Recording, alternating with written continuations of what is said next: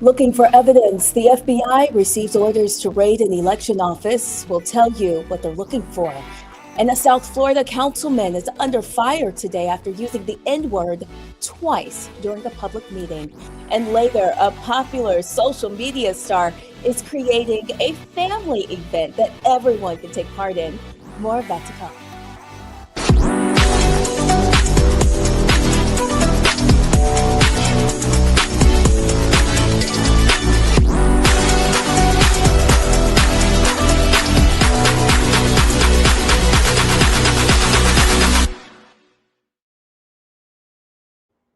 Well, good afternoon. It's Thursday, January 29th. Thank you for joining us for the breakdown with Brittany Noble. Here are your news headlines. The FBI raided an election office in Georgia's Fulton County outside Atlanta on Wednesday. This comes as President Trump claims that his 2020 election defeat was the result of widespread voting fraud. The warrant sought a number of records related to the 2020 elections. Agencies, computers, and ballots that they believe were held at the Fulton County Election Hub and Operations Center in Union City as part of an investigation into possible election interference. This is the latest string of actions by Trump's administration to use the DOJ against his perceived enemies and to intervene in cases where he believes he was treated unfairly. Democrat Joe Biden won Georgia and defeated Trump, who was seeking re-election back in 2020. In Oregon, a judge has dismissed a DOJ lawsuit seeking to seize private voters' information. The ACLU argues that the DOJ actions undermine the freedom to vote and voter privacy. The ruling is a clear victory for Oregon voters. Mark Kindle, the president of the League of Women Voters of Oregon, says the court's decision affirms the state's strong privacy protections and sends an important message safeguarding voters' private data, and it's essential to maintaining trust in our democratic system. The league is proud to stand with Oregons in defending these rights. In Florida, a Miami area councilman apologizes after using the N word twice during a meeting. Councilman Anders Urban says that he was quoting someone to describe where he thinks the country is heading. At the end of last week's planning and zoning meeting, he wanted to bring up an issue of Border Patrol agents stopping people in the community. In his statement, he used the N word 2 times after receiving backlash. He apologized despite acknowledging his mistake. His expression of regret has come with mixed reviews. All slurs should be globally buried. I acknowledge and understand that the word I use, no matter the context, is beyond offensive and even traumatizing. None of this excuses my choice to use the word. I am sorry. Thank you for your apology. I just wanted to go on record that I found your words to be incredibly offensive and vile. But I am very appreciative to find that this is your tone tonight and that you are taking responsibility. Well, a new study published by JAMA Network Open shows that discrimination shortens lives in Black communities. Nearly half of the mortality gap between Black and white adults can be traced to a cumulative toll of a lifetime of stress and heightened inflammation. In the study, it shows chronic stress takes a biological toll that shortens lives. Well, rapper Nicki Minaj has made her stance clear about where she stands politically. She revealed that she is Trump's #1 fan at an event touting President Trump's government-supported investment accounts for babies. I am probably the president's #1 fan. And that's not going to change. Hate or what people have to say, it does not affect me at all. It actually motivates me to support him more. We're not going to let them get away with bullying him and, the smear campaigns. It's not going to work.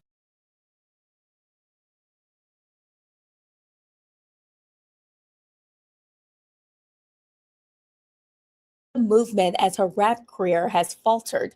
Minaj first started turning heads when she spoke with Charlie Kirk's widow, Erica, at Turning Point USA's America Fest last month. And happening today, civil rights attorney Ben Crump says the family of Sonia Massey will speak to the media after former Sangamon County Deputy Sean Grayson is sentenced. Massey, a 36-year-old Black woman, was shot and killed inside her Springfield, Illinois home on July 6, 2024. That's after she called in 911 to report a possible prowler. Body camera footage showed the encounter escalated quickly inside her home before Grayson fired the fatal shot.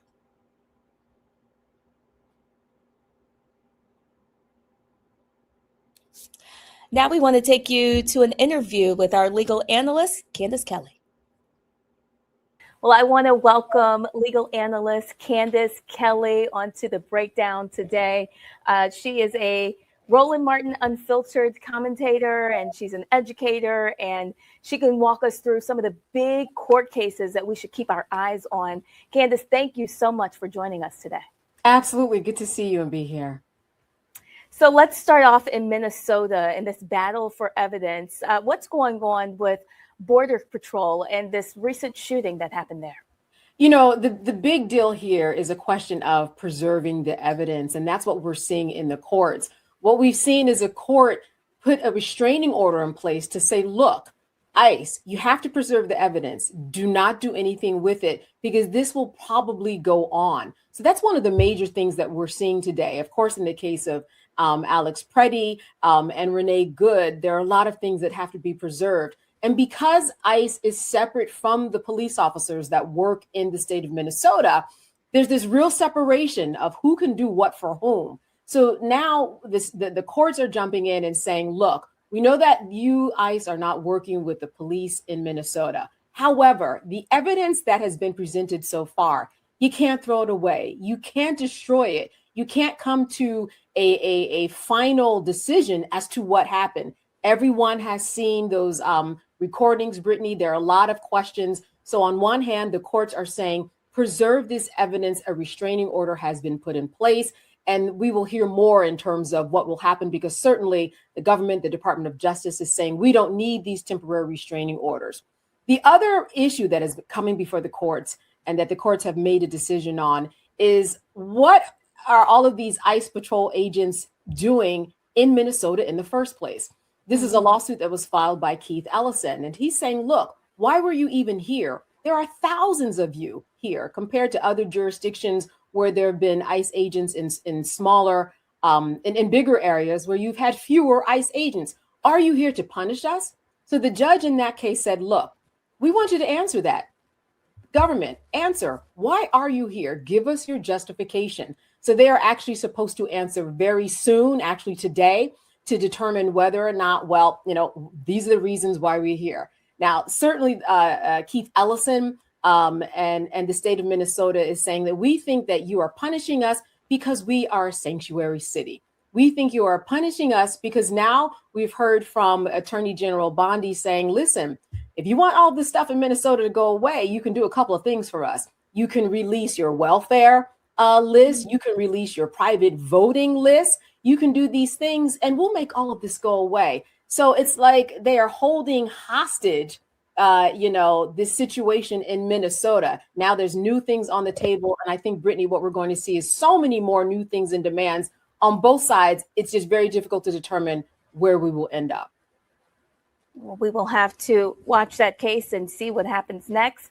Let's take it down to Georgia and the Gullah Geechee community. What's happening there? They're fighting back. Yeah, you know, they're fighting back. They fought back. This isn't 100% win. It's interesting because I went to Sapelo Island last year and took a look at the Geechee. It was really wonderful. The Gullah culture, and to see the place where the descendants of slaves from hundreds of years ago still live. There are about 50 people who live in this community on a full-time basis. Of course, there are other people who come in and out of the community, and that's what this case is all about. This has to do with protecting and preserving land and culture. What's going on is that there are ordinances in place in the Sapelo Island saying that you cannot build a house that's over 1,400 feet. Well, the island is beautiful. I mean, it really is. I don't know if you've ever been down there, but No. There are people who want to come in, of course, and build larger vacation homes that are 3,000 square feet. So these outsiders have been coming in and saying, I need a place to vacation with my family. This 1,400 square feet limitation that you have, it won't do. So they fought in order to get an ordinance in place to build bigger homes. Well, the community said no. They fought, first of all, to even be able to have a referendum, because the powers that be in Sapelo said, you know what, and in Georgia said that this isn't even allowed to be on a referendum. So they first fought to get it on a referendum. Then the vote just recently came in within the past few days. And the people who came out and voted said, no, we do not want these homes to be built bigger than 1,400 square feet. Why? You've got tax issues that come along with that.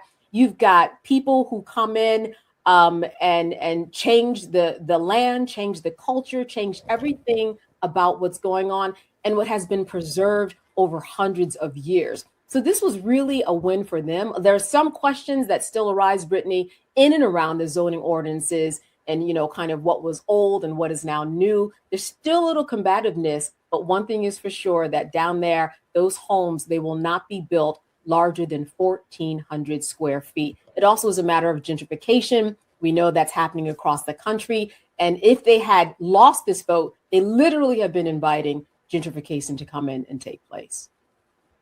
And tell us, what note should other neighbors take from this community in Georgia? I think the note is this, that they are a prideful community, that even though they are small in numbers, they are big in heart, big in their power, and big in kind of hitting the ground running and galvanizing people to come out. Because there were about 20% of the voting base did come out to the special election, which is a very big deal.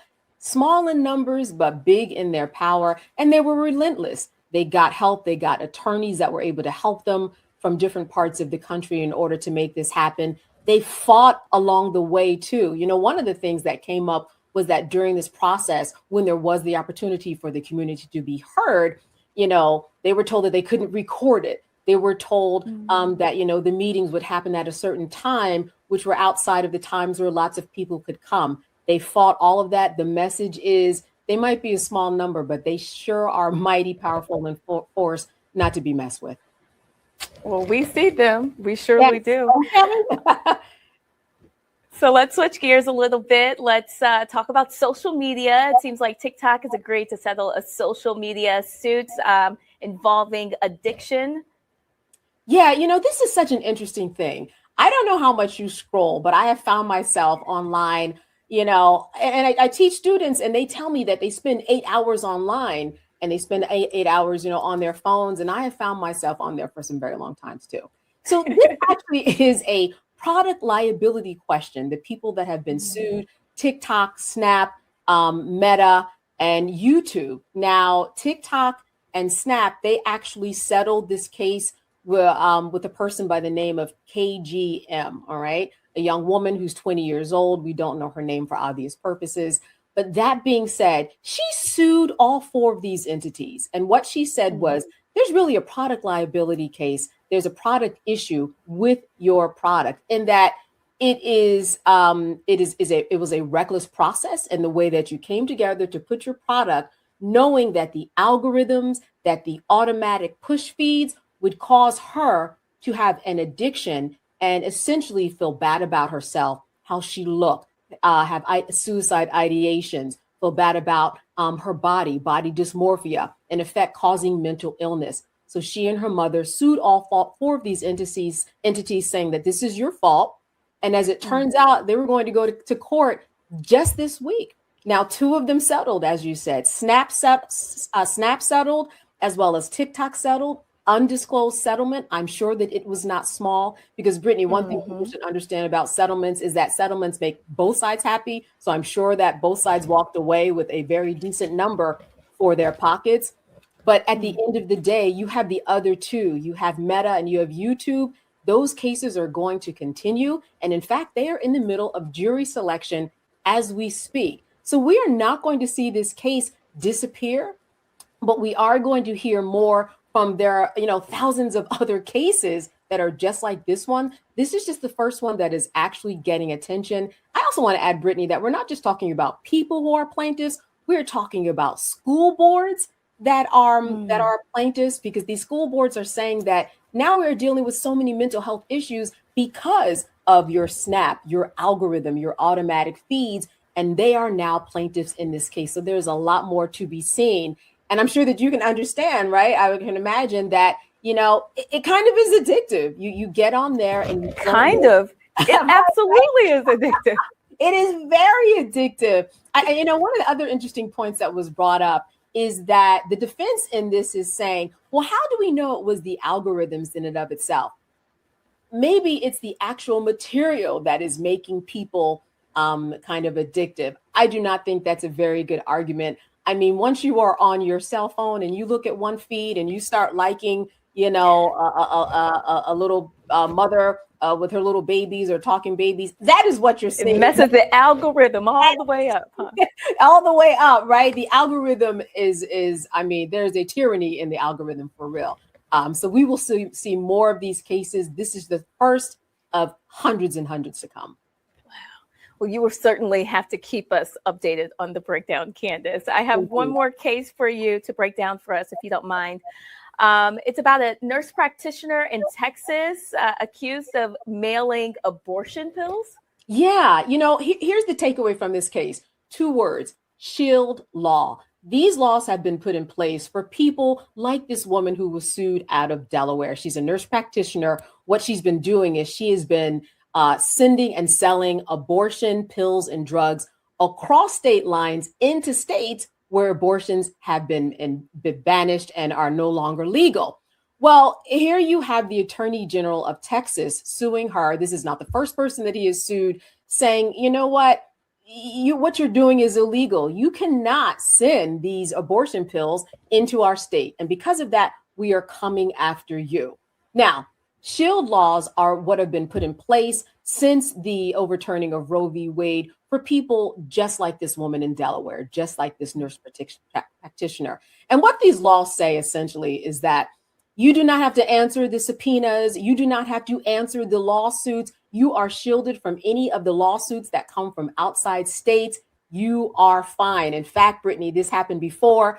Last year, there was a woman in New York. She didn't even show up to her case, and there was a default judgment against her. Ultimately, it was ruled that these shield laws did, in fact, protect her. And even though she was sending abortion pills across state lines into arenas where it was not allowed, she was shielded from it. So I think that that's what we're going to hear from this case. There's already a precedent case on record from this exact same attorney general, but I do not think he is going to quit. He is going to keep on going. But the shield laws have been in place for a couple of years now, and they seem to be doing their job. Well, Candace Kelly, thank you so much for breaking it all down for us on The Breakdown. We appreciate you, and we hope that we will see you on the show again soon. All right. Thanks for having me. And now we'll go to a quick break. We'll be right back on The Breakdown.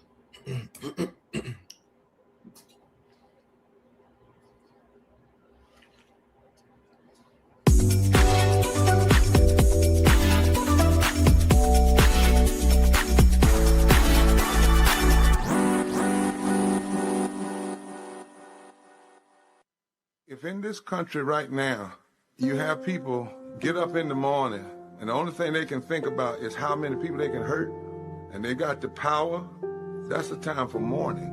For better or worse, what makes America special, it's that legal system that's supposed to protect minorities from the tyranny of the majority. We are at a point of a moral emergency. We must raise a voice of outrage. We must raise a voice of compassion. And we must raise a voice of unity. We are not in a crisis of party versus party. We are in a crisis of civilization, a human rights crisis, and a crisis of democracy itself. And guess what? You've been chosen to make sure that those that would destroy, those that would hate, don't have the final say, and they don't ultimately win. Hey y'all, welcome to The Other Side of Change, only on the Black Star Network and hosted by myself, Bria Baker, and my good sis, Jamira Burley. We are just 2 millennial women tackling everything at the intersection of politics, gender, and pop culture. And we don't just settle for commentary. This is about solution-driven dialogue to get us to the world as it could be and not just as it is. Watch us on the Black Star Network, so tune in to The Other Side of Change.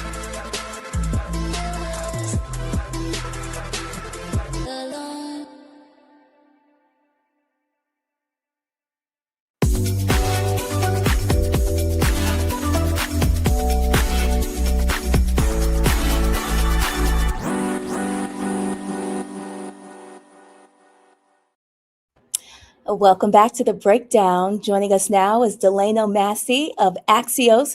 He's been digging into growing warnings from civil rights leaders about where the country is headed.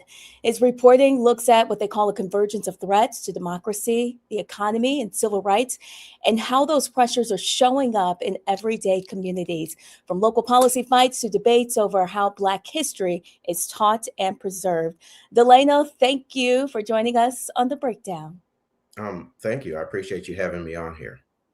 Absolutely. So I want you to tell us a little bit more about your career and what led you up to this point to report about race and culture in America. My career has been it's taken many different turns, Brittany. I started out as a reporter. I'm an editor. I think maybe a couple of years ago when Harris entered the campaign, I started to write again.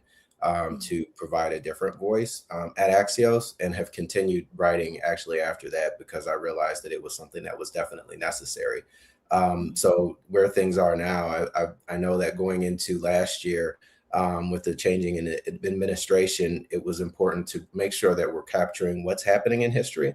And there was a lot of concern before this administration had started about what the potential rollback would be and what the attack on DEI and so-called wokeism, what that was going to actually look like. And so I spent a lot of time this year just making sure that we're documenting it and we're capturing what's happening in history. I know in one of your recent articles, the leaders warn of authoritarian threat. You talk about civil rights leaders saying that the country isn't facing a single crisis, but a convergence of legal, economic, and democratic threats. Yeah. So the Urban League Roundtable was last week in Washington, D.C. They started it last year, shortly after they started to organize shortly after the election. And Mark Mariel basically asked a lot of different people to come to the table, different stakeholders, white, Black, Hispanic, men, women, LGBTQ+. Like there were people who were stakeholders that were going to be affected by some of the policies that were going to change. That conversation last year involved about 18 organizations. Last week, 31 people were there from different vantage points. And I think it was probably more of a call to action to figure out what to do in this moment because of these threats, unemployment being one of the ways that that the changes in policy have greatly affected Black people, but especially Black women. We talk a lot about the 300,000 Black women, but we know that that number is probably much, much higher than that, potentially double, if not higher than that. So I think there's a lot of concern about, the erasure of history. And just last week, we saw them removing some of the placards that mentioned slavery just outside the National Park Museum in Philadelphia. So there's been a lot of concern about, the whitewashing of our history. You know that many of the most significant responses are actually happening at the state and local level. Yeah. I mean, we've seen it. What usually happens is there's a decision that is made in the federal government, and then it is rolled out, and other states end up implementing it. In this particular case, like with Philadelphia, that order is because of the Park Service, and much like the Smithsonian in Washington, D.C., where there were conversations about going through the history to make sure that it isn't showing a negative portrayal of history, that it is actually celebrating America. And as we enter the 250th anniversary or the celebration of this country's birth, one of the things that I think that a lot of historians, and especially people who have been trying to fight to preserve this history, is they're very much concerned about that continued erasure of our history. Let's go into that a little bit more about the erasure of Black history and progress. You highlighted changes to historic data, research funding, even public recognition. Yeah, there's a lot. I mean, if we looked at the money, it's about $3.4 billion in the grants, and a lot of that went to HBCUs. Different databases that have been eliminated, especially as it pertains to Black health, sickle cell, and the infant mortality. So we don't have information that we could actually go to now. Like if you don't have some of these databases, it's very hard to actually take corrective measures. And so what you're referencing is the Blackout Report, which was an attempt by Onyx Impact to try to quantify all of the things that happened over the past year. That there were 591 book bans, and different authors, but most of them were people who were writing about the Black story, Toni Morrison. And so I think that, collectively, I was just talking to a source yesterday about the Department of Education and not being able to tell how many Black students there are or how many Hispanic students there are. Like, this is important data because it can show you where the disparities are. But if you don't actually have any data to show, how many students you have or what their situation is, then it's very difficult for anybody to come up with some policies that are going to be beneficial or helpful to try to close some of the gaps that we know that exist in this country. I could keep talking to you about so many of the reports that you've done, but I want to take you back to something that you reported on last year. I see that polling shows that nearly 2/3 of Americans believe the country is headed in the wrong direction. But you also found that many Americans actually fear a civil conflict. Yeah, I think a lot of the concern that people have is just the divide. What was very clear, and depending on, I guess, how you look at it, or whether you believe that there is a divide or it's just a disconnection, a lot of that reporting is about people's belief in not feeling safe in this country, where there were hate crimes that had increased. We've seen more political attacks. What it does show us is that people they're in a different place than they were maybe 2 or 3 years ago, but especially if we looked at the last 5 years from what we would call the 2020, the unrest that existed then, right? The social unrest and what we would call a reckoning, but the recoil and what has happened and how the pendulum has actually shifted back the other way. I think that there are a lot of concerns about the ICE raids and whether it's Minneapolis or Chicago. Like, we have seen this country change, and people are very alarmed, and they're not feeling as safe as they used to. Well, Delano, we appreciate your reporting and all that you're doing to bring this information to us, especially here on The Breakdown. Thanks again for joining us. Thank you. I appreciate you. Anytime. Well, after the break, did you miss Roland Martin Unfiltered last night? No worries. We'll break it down after the break here on the Black Star Network.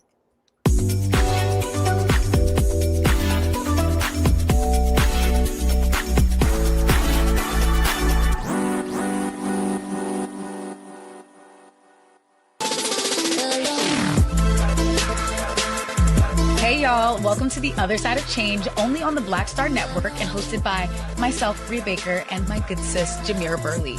We are just two millennial women tackling everything at the intersection of politics, gender, and pop culture.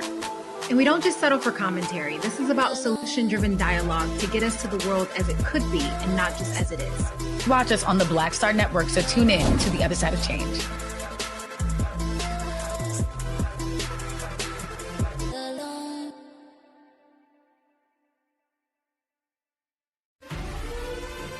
Violent white supremacy is, quote, the most persistent and lethal threat in the homeland. The greatest terrorist threat to the homeland is the homegrown violence stream, including hate crime committed on behalf of some kind of white supremacist ideology. They are coming after everything in Black America. MAGA and Donald Trump are specifically targeting Black America. They are going after the money. Attack Black Lives Matter. Attack critical race theory, attack woke, DEI. MAGA wants to defund Black America. This is a perfect example of their desire to completely degrade and de-emphasize Black people.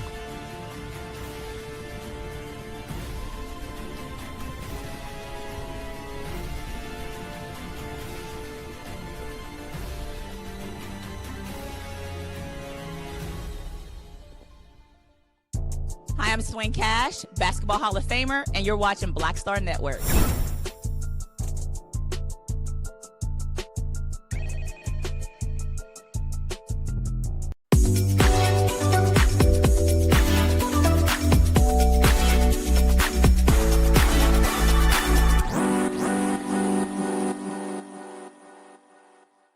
Well, in case you missed Roland Martin Unfiltered last night, Roland highlighted the genius way that Democratic Congresswoman Alexandria Cortez addressed the big pharmaceutical companies' drug price tactics.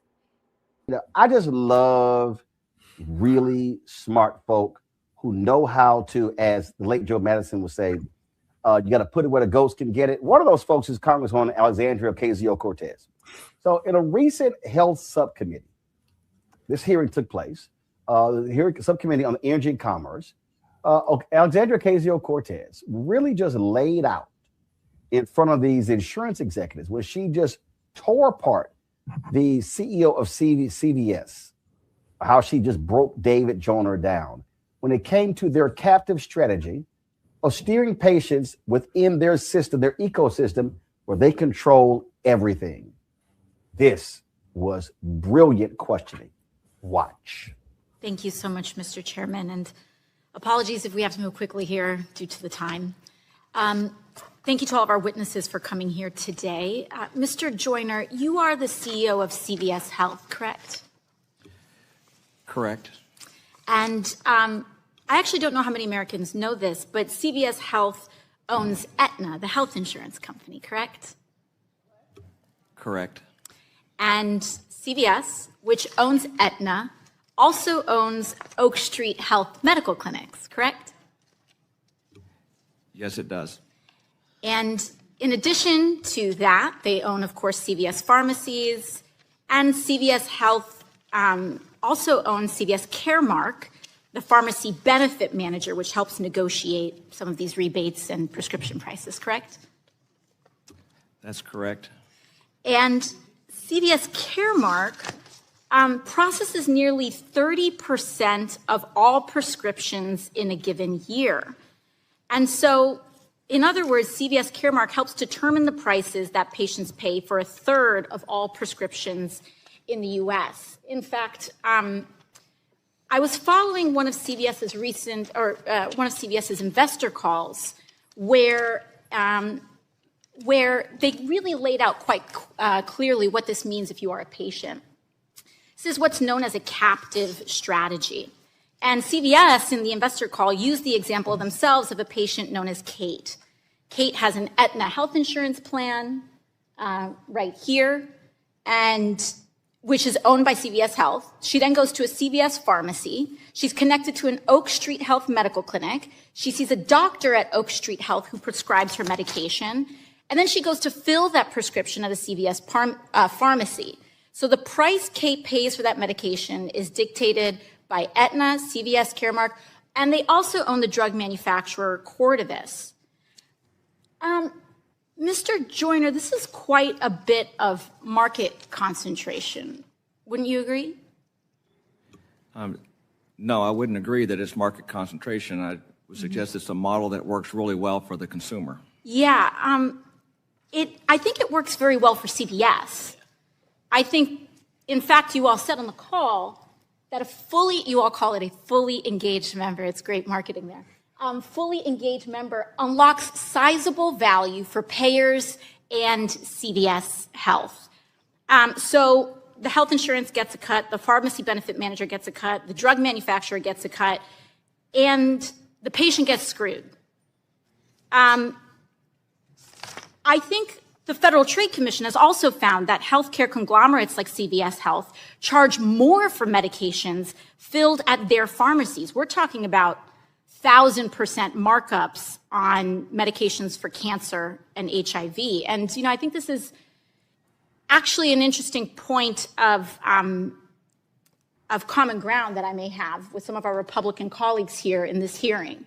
Because whether you're a blue-blooded capitalist or a card-carrying democratic socialist, I think corporate monopolies are a problem. And this vertical integration is destroying people's ability to access care. I don't think we're seeing this across the board. And if they can self-deal, I saw something that was interesting from the opening statement of Mr. Hemsley from United Health talking about how much United spends, 85% on care, Mr. Hemsley? Approaching 90%. But the ACA forces you all to spend a decent amount of that on subsidies on care. But when you own the care, when the insurer owns the pharmacy, owns the PBM, owns the drug manufacturer, you also own the healthcare cost. You own a big chunk of the healthcare cost. And so 100 years ago, we had this type of market concentration in our banks. And we did something about it when it crashed the economy. And we passed the Glass-Steagall Act. We should be considering that in our healthcare system. And if we believe in competition, I think we should put our votes and our legislation in alignment with that and consider breaking up this industry in order to allow the competition that prevents this kind of vertical integration and abuse of power. And with that, I yield back. I remember being in Brussels and they were shaking. Woo! That's how you light that ass up. And that's how you break this stuff down. Cody, a lot of people, it amazes me when I see these people, they go, oh, these, I see these hearings and these things serve no purpose. Well, the reality is when you're in the minority, listen, the hearings are there for you to actually question folks, to shine a light on what's going on. And I've covered, I mean, we've covered a lot of these different hearings, and it's stuff that needs to come out. Well, you can't, if you say, well, how are we going to get it out? Where else are you going to do it? I mean, everything is not going to be done with news coverage. So these hearings serve an important purpose to be able to question and challenge corporate leaders and political leaders as well. Yeah, absolutely. I agree. And there's no secret that insurance companies, pharmaceutical companies, they're all finding ways to monopolize the healthcare industry. And CVS obviously seems to be no different. But I want to remind people that just last year, a few months ago, several drug companies made deals with the Trump administration to lower prices. And this month, in the month of January, when prices usually jump up, several of those companies increased their prices anyway, despite the deal that they made with the Trump administration. So one, that really shouldn't be a surprise, but it's time for Congress to enact against these corporations. There are monopoly laws in place, but there have been regulations that have put in place to weaken those laws. And we also know that some of our federal government officials, their campaigns have been funded by some of these corporations. And so I like to think that I'm well read and I know some of the things that are going on. And my question sometimes when I see some of these things that are happening that are not fair to the American people, such as capitalist greed or corporation greed that we know that has skyrocketed over the last few years, especially since the 2020 pandemic, what can be done at this point? And maybe Roland, you can answer that question for me, because I'm just like, we have these public hearings, like you mentioned. What's next? How are these people going to be held accountable so that they're not essentially scamming the American people? Well, to your particular point, this was an NPR story right here from a couple of weeks ago, and this drug price research firm called 46 Brooklyn reported that drug companies, including the 16 that made deals, raised the prices of 872 brand name drugs in the first 2 weeks of 2026. Listen, the only way this thing happens is through politics. A lot of people, this is where, Terry Ann, we're always on this show trying to explain to people, you have to connect the dots. Well, I cannot stand, and I'm really trying not to curse. So, I've been doing well. I'm trying not to cuss. But it drives me up the damn wall when people go, oh, man, politics has no impact on my life. I'm like, what the hell are you talking about? It has an impact on your life. The reality is whoever sits in the White House, also Congress, can have an impact on drug prices. Right. The problem that we have is, and this is just a reality, you've got more Democrats than Republicans who want to do something about pharmaceutical prices, but you also got some Democrats who are bought and paid for by the pharmaceutical industry. Lobbying is fierce, and that's what you have going on. But people have to recognize Congress, federal level, state houses, politicians have a role to play on drug prices, on all sorts of things. This is why we can't sit elections out, not one. Well, we have so much more coming up for you on the breakdown, so stay with us here on the Black Star Network.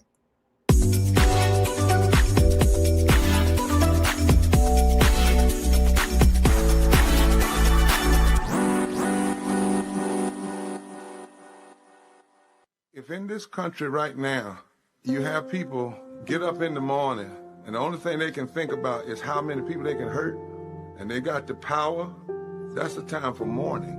For better or worse, what makes America special, it's that legal system that's supposed to protect minorities from the tyranny of the majority. We are at a point of a moral emergency. We must raise a voice of outrage. We must raise a voice of compassion. And we must raise a voice of unity. We are not in a crisis of party versus party. We are in a crisis of civilization, a human rights crisis, and a crisis of democracy itself. And guess what? You've been chosen to make sure that those that would destroy, those that would hate, don't have the final say, and they don't ultimately win. I'm Risa Colbert, and you're watching the Black Star Network.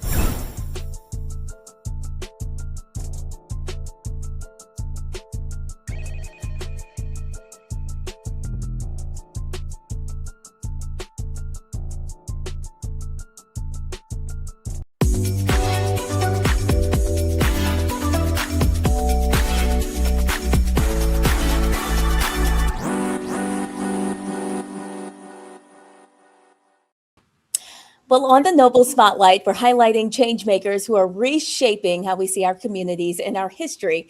Joining us today is Samson Livingston, the founder of Through Two Eyes and creator of the Walk and Talk Tours. Through storytelling and place-based history, Samson is helping people connect more deeply to the neighborhoods that they live in and the stories that often go undertold. Samson, thank you so much for joining us. Thank you. I'm so excited to be here. I know it's like the premiere week of the breakdown with Brittany Noble, so I feel so honored to be a part of the opening week festivities.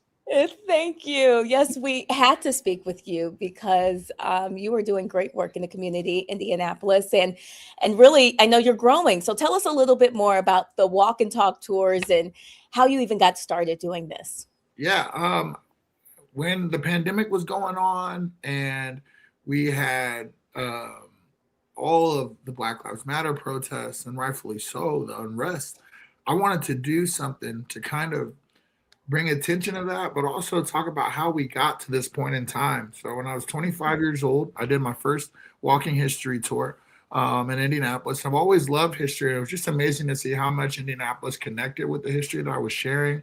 You know, I had thought that like maybe people would be apprehensive or push back, but like these are facts that I'm sharing.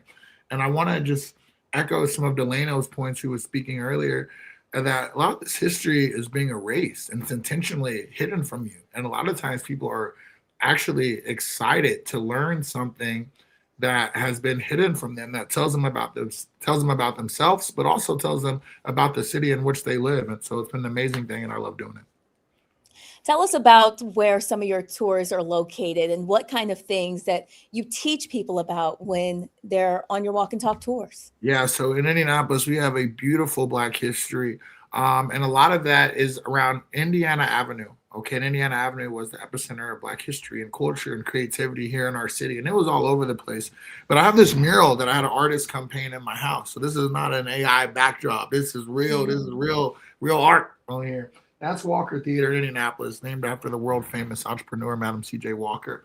And she set up here and really built her business. And all around there, all around that area, before she got there, after she left, was this thriving Black community. And so that's my favorite area to talk about. But we truly talk about Indiana history. We're just going to make sure we don't leave out the Black people that had a lot of contributions to it. Tell us about the people that go along the walk and talks with you. Like, is this life-changing to them? You know, does it change the way that they see their own neighborhoods and understand our history? Absolutely. It's very eye-opening for people. And sometimes I'm just filling in gaps. Also, sometimes people are telling me things that they've learned. You know, we take church groups, we take field trips, we take all types of corporate outings and things like that. And so one thing that's cool that I think about when it comes to the kids, I love working with kids, is that when I grew up in Indianapolis, I didn't know about this tour guide that loved history and was passionate about showcasing the stories of Black people and just all other Hoosiers. I didn't know that existed. I didn't know what that would look like, but I would have loved it as a kid. And now there's kids in Indianapolis that grow up knowing that I exist, and they can go take that into whatever aspect of their life that they want to, but they know I'm here, I'm passionate, and I care. I think it's important to show not only kids, but adults too. Like, if you really care about something, it just seeps into you. So often people ask me, how do you know all this stuff? How do you remember all this stuff? Because I care, and I think that's important. You're not just on Indiana Avenue. You are all over. Tell us about some of the big events that you've been able to partner up with and how you've been able to bring history to that.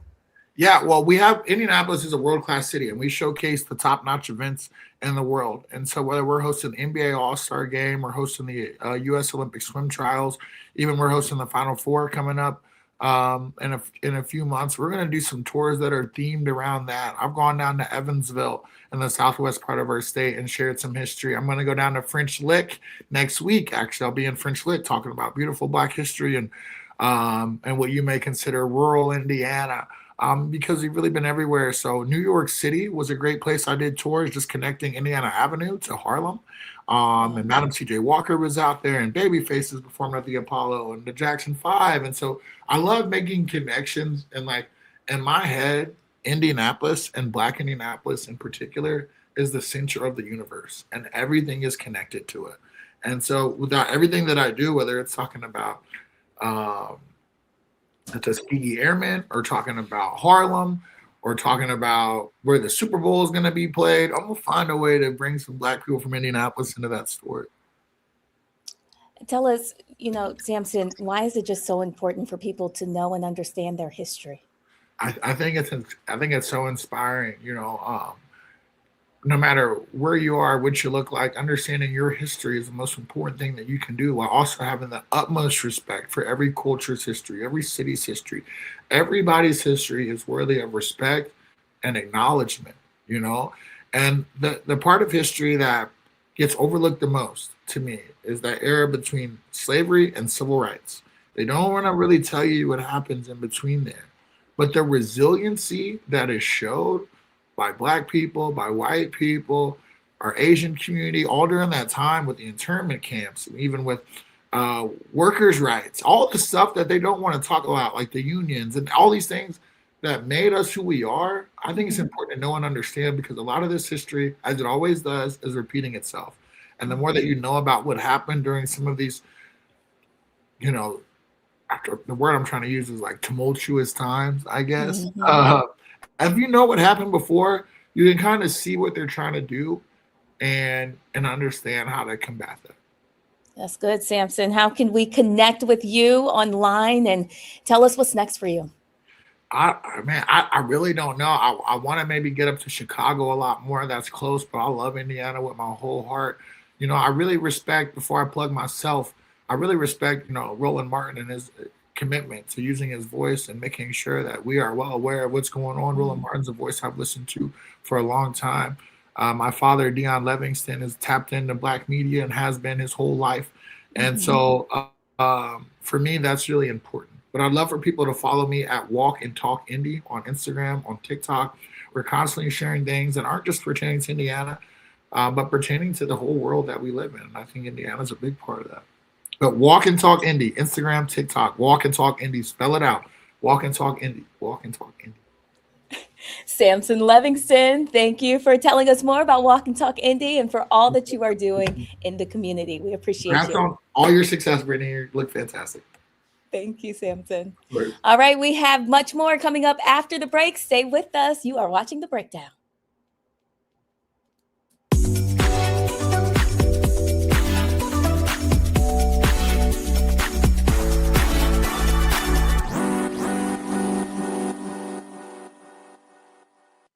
If in this country right now, you have people get up in the morning and the only thing they can think about is how many people they can hurt, and they got the power, that's the time for mourning. For better or worse, what makes America special, it's that legal system that's supposed to protect minorities from the tyranny of the majority. We are at a point of a moral emergency. We must raise a voice of outrage. We must raise a voice of compassion. And we must raise a voice of unity. We are not in a crisis of party versus party. We are in a crisis of civilization, a human rights crisis, and a crisis of democracy itself. And guess what? You've been chosen to make sure that those that would destroy, those that would hate, don't have the final say, and they don't ultimately win.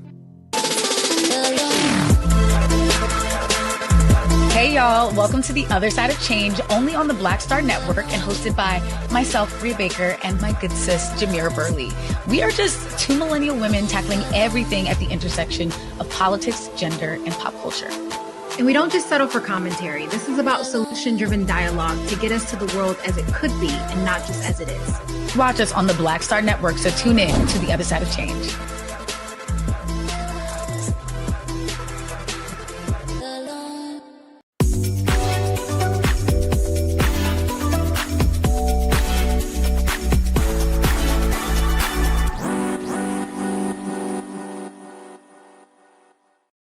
For the culture today, we're talking food, family, and the stories passed down through the kitchen. Made with Love is more than a cookbook. It's a celebration of heritage, connection, and the joy of gathering around food. Joining us today is Couture Janine Antogeorgi, the author of Made with Love, to share the heart behind the recipes and the memories that inspired them. Couture, thank you so much for joining us. Thank you so much for having me, Brittany. I'm so excited to be here. Oh, we're excited to have you. Just tell us a little bit more about your background and your family. Well, I am born and raised in Detroit, Michigan. I went to the Alcorn State University where I graduated. Go Braves. Became a second lieutenant in the Army. Did 12 years in the military. And now I am pursuing my master's degree right now for interior design. I have 4 children, married for 10 years. So. A beautiful family indeed you have. Tell us a little bit more about how you're bringing everyone into the kitchen. Well, I have a love for cooking. It's always been a passion of mine. My family is deeply rooted in Mississippi, Alabama, and my mother is also a vegan. So you mix those, country roots with a little bit of healthy eating, and that's kind of where I come into play. And just being in the kitchen brings me so much joy. With having children, a lot of times they want to help out, right? And so they're like, can I help with this or can I help with that? What can I do, right? And so I wanted to make this book to kind of shed light on how we can integrate our children into the kitchen, how we can show them now what it is that they can do. So that way, when they get older, they know the things that they can do in the kitchen and cook and learn and have a great time with us. Couture, that is good. Tell us about some of the food that brings you guys together. What's some of the dishes that you guys love to cook together? Oh my goodness. We have breakfast. The kids love buttermilk pancakes, French toast. One of their favorites right now is a Dutch baby. It can be made in a cast iron skillet. You pop it in the oven and it's ready in less than 20 minutes. In this book in particular, I have lunch, snacks, desserts, soups, even drinks and beverages. So it's really exciting. Okay. Was there a moment when you realized that I've got to write this book? I got to get this on paper? Yeah, well, there's a lot of things that I was sharing on social media, and I think it was a lot of people asking, one, for recipes, but then when they saw the kids in the kitchen, they wanted to know, how is it that you have the patience to have them with you? And so I wanted to write this book to really cultivate family time, to really show how at first it may be a strong learning curve to bring them in, but what you will really find is how to integrate them safely into the kitchen, around the sharp knives, around the hot stove, but then also to create those memories with them. And as they get older, they learn these things, right? And so they're able to do a lot of things on their own. And so you're teaching them now while they're young, and it'll pay off in the end. Well, I see you in the kitchen right now. What's on your heart today? What are you guys going to make for dinner? Well, right now we have this cold front coming. So I am going to probably cook up some beef stew tonight. We just finished our chicken noodle soup, and I know it's cold all across the country right now. So within this book, again, I have something called Broth of Life. That's a chapter where you can find all kind of great and delicious soups and stews to warm your stomachs. Ooh, that sounds fantastic, Katura. Well done. Tell us a little bit more about where we can find your book and how we can support you.